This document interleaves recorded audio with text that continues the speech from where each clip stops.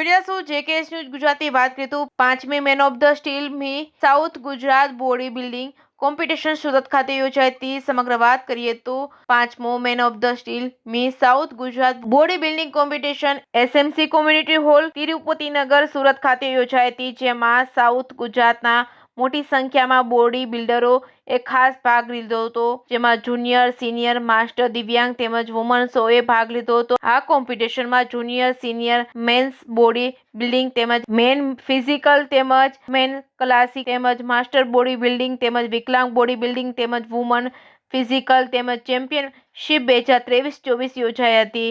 આ કોમ્પિટિશનનું આયોજન કરવામાં આવ્યું હતું. ગુજરાત થ્રોક body building association south Gujarat દ્વારા આ કોમ્પિટિશનનું આયોજન કરવામાં આવ્યું હતું, જેમાં સુરત, તાપી, નવસારી, ભરૂચ અને વલસાડ સહિતના સ્પર્ધકોએ પણ મોટી સંખ્યામાં ભાગ લીધો હતો. જોકે ભરૂચ જિલ્લાના રેમ્બો જીમના સંચાલક અને ટ્રેનર ઇરફાનભાઈ મલેકે પણ આ સ્પર્ધામાં પોતાના જીમના અન્ય સભ્યો સાથે ભાગ લીધો હતો. જેકેએસ ન્યૂઝ ગુજરાતી સાથે કેતન મહેતા, ભરૂચ.